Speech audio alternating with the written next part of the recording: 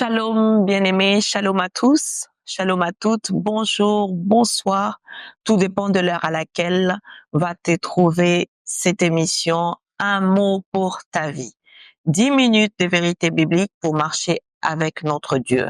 Et le mot de la semaine que nous finissons aujourd'hui, c'est la réussite. Seigneur, nous te bénissons, nous te remercions pour cette semaine glorieuse, pour tout ce que tu nous as révélé au travers de cette semaine, de cette émission. Nous prions que tout ce que nous avons reçu, que nous puissions être de bonnes terres, afin que nous puissions réussir dans nos entreprises, dans nos vies, dans nos familles. C'est là sous l'obéissance de ta parole. Accorde-la à chacun, à toutes les personnes qui vont les suivre. Dans le nom de Jésus, nous t'avons ainsi glorifié. Amen. Bien aimés, nous arrivons à la fin. J'ai reçu des commentaires, j'ai reçu vos recommandations. Oui, ça paraît court, mais c'est vraiment le respect de ce que l'Esprit nous a conduit. Il nous a dit 10 minutes.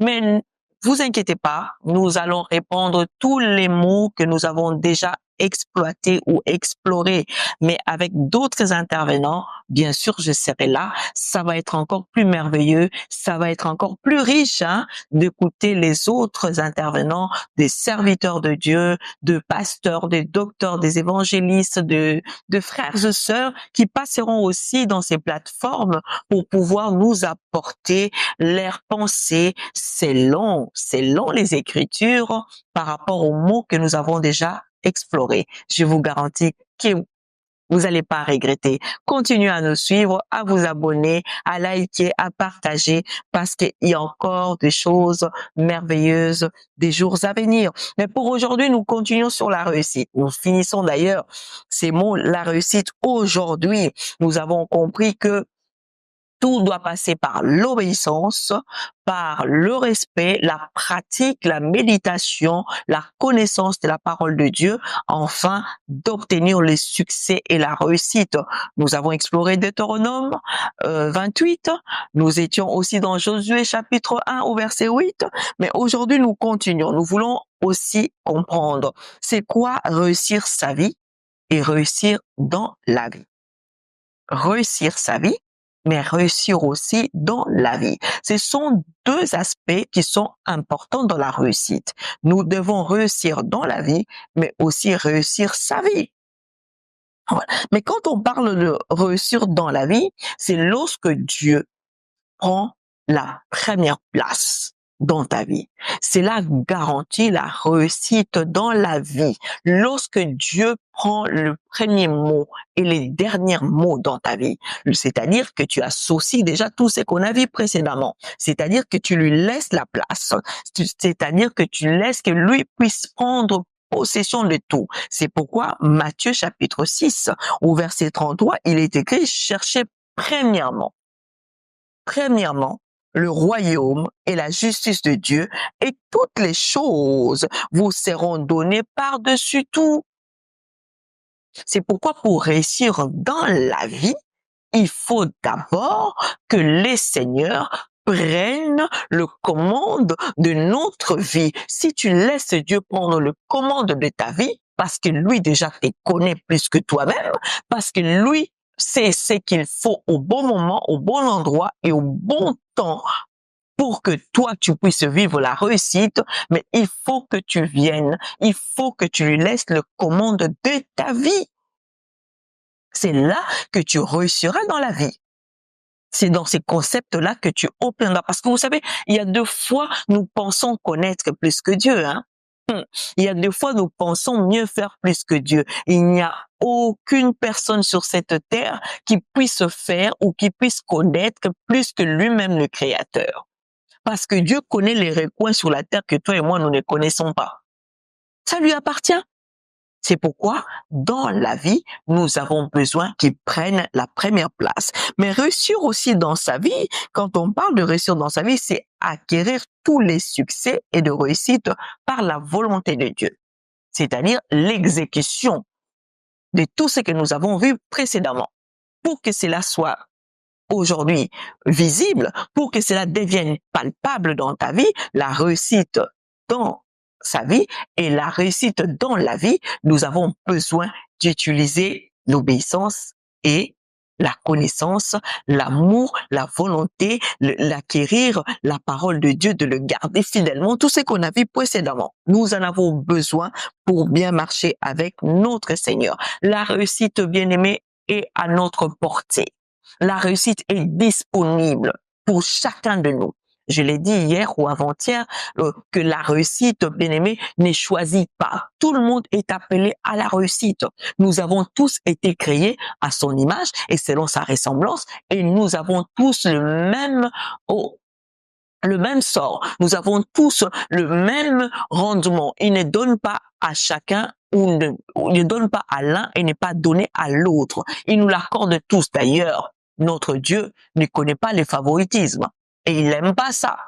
Il n'aime pas ça. C'est un Dieu qu'on appelle un Dieu juste. Pourquoi l'autre va avoir et l'autre ne puisse pas avoir? C'est pour te dire simplement, c'est pour te rassurer simplement. Sache que la réussite peut aussi te visiter. Suis simplement ces programmes, entends tout ce que nous avons dit selon la pensée de Dieu, selon la parole de Dieu, et tu verras que la réussite va te localiser. Alors, il y a des choses à ne pas faire. Il y a des choses à ne pas faire pour que tu réussisses extraordinairement, pour que tu réussisses en plein succès, comme on l'appelle, pour que tu vives la réussite parfaite. Il y a des choses à ne pas faire. La première des choses à ne pas faire, il ne faut pas envier. Il ne faut pas envier. L'envie ramène à la chute. L'envie amène à la destruction. Chacun de nous a la manière dont Dieu a établi ta réussite. N'envie pas. N'envie pas. L'envie, je te dis, t'empêchera à réussir. Si l'autre est arrivé à sa fin, à sa réussite, tu ne sais pas comment Dieu l'a conduit. Peut-être qu'il a connu de moments aussi compliqués par sa foi, par sa moyen de résistance. Dieu l'a amené là. S'il t'emmène dans le chemin où lui, il est passé, peut-être que toi, tu ne résisteras pas. C'est peut-être que toi, tu n'arriveras pas. C'est pourquoi il ne faut pas envier les autres. C'est pourquoi il est écrit même, on va lire un peu dans les livres de Proverbes 23 au verset 17, la Bible dit que ton cœur n'envie point les pécheurs, mais qu'il ait toujours la crainte de l'Éternel. Il nous empêche d'envier parce que tu risques d'envier quelqu'un qui a acquis ses succès, a acquis cette réussite d'une manière malhonnête, d'une manière qui ne correspond pas à la pensée de Dieu. Toi, tu l'envies, tu ne sais pas comment il a obtenu ça. N'envie plus. Tu es capable de réussir sans envier. Deuxième aspect, chose à ne pas faire, c'est d'éviter d'être orgueilleux. Vous savez, des fois, on est même orgueilleux devant Dieu, alors que lui n'aime pas ça. Alors que Dieu n'aime pas les orgueilleux. Nous savons qu'il est écrit dans la parole de Dieu qu'il résiste aux orgueilleux. L'orgueil empêche la réussite. Parce que dans l'orgueil, ça va t'empêcher l'endroit, ça peut empêcher ta connexion avec une personne que Dieu avait disposée pour t'emmener à ta réussite. L'orgueil, bannis l'orgueil. Bannis l'orgueil. Troisième chose qu'il faut éviter pour vivre la réussite, c'est les péchés. Les péchés aussi nous empêchent à vivre la réussite. Les péchés mettent la barrière pour que l'Éternel nous expose ou nous livre tout ce que nous avons demandé. C'est les péchés. Il nous parle de cela dans le livre de Ésaïe 59 au verset 2. Il dit que, mais ce sont vos crimes qui mettent une séparation. Nos crimes, nos péchés entre vous et votre Dieu, ce sont vos péchés qui vous cachent sa face et l'empêchent de vous écouter. Ce sont des choses à éviter pour vivre la réussite. Entends bien cela. Retiens bien les péchés. Une des choses aussi qui nous empêche à vivre la réussite, ce sont les mauvaises fréquentations. Les mauvaises fréquentations. Une mauvaise compagnie corrompt les bonnes mœurs. évite de fréquenter les mauvaises personnes. Il y a d'autres personnes qui peuvent détourner le chemin de ta réussite parce que tu les fréquentes. Tu le sais.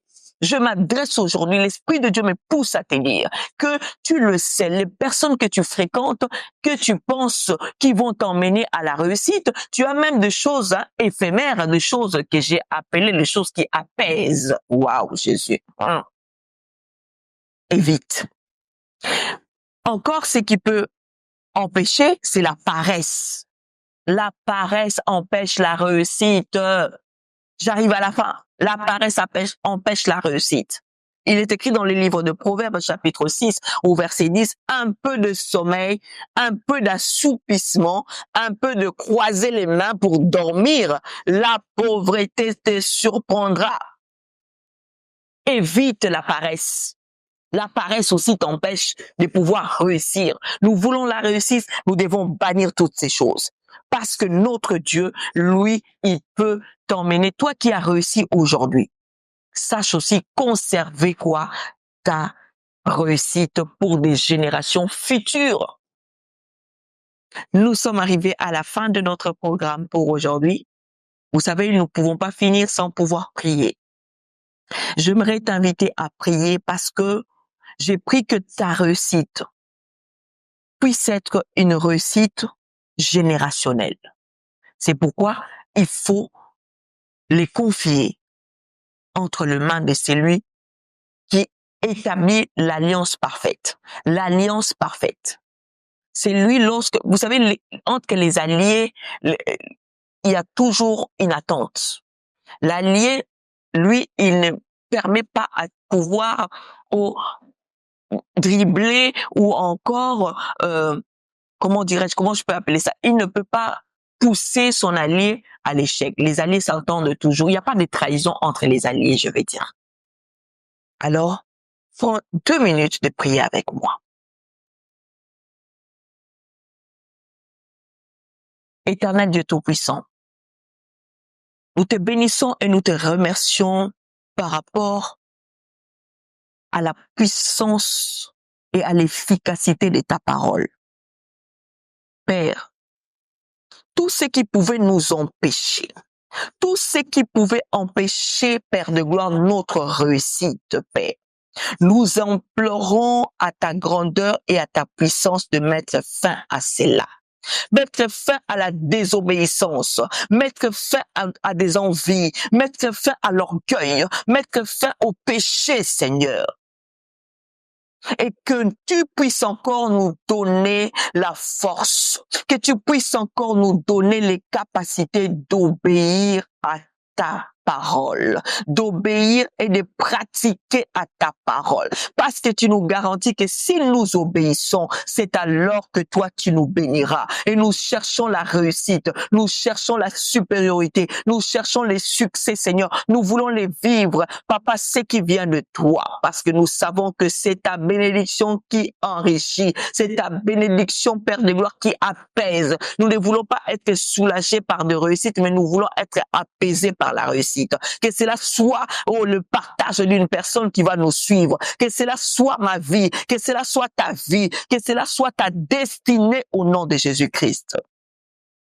Et que cela puisse être bien conservé pour que les générations qui arrivent, les générations qui succèdent puissent connaître cela. Parce qu'il est écrit que toi, tu es l'Éternel, notre Dieu. Tu es l'Éternel, le Dieu Tout-Puissant. Tu es fidèle à ton alliance. Tu es fidèle, Papa. Nous faisons cette alliance aujourd'hui avec toi, les dieux miséricorde. Tu gardes, Papa, Seigneur, ton alliance jusqu'aux 1000e génération envers ceux-là. La Bible le dit, envers ceux-là qui t'obéissent, qui observent tes commandements. Seigneur, nous avons pris la décision de pouvoir observer, de pouvoir obéir. Laisse que les générations à génération de nos familles, les générations à génération de toutes les personnes qui vont suivre, connaissent la réussite, connaissent l'élévation, connaissent les succès. Et c'est là, par le nom de notre Seigneur Jésus-Christ, par le nom puissant de ta parole, je mets un sceau à tous ces mots que nous avons déclarés en ce lieu. Tout à qui marche derrière ta parole, que cela se concrétise, que la réussite puisse être notre partage. Au nom de Jésus, nous avons ainsi prié. Amen.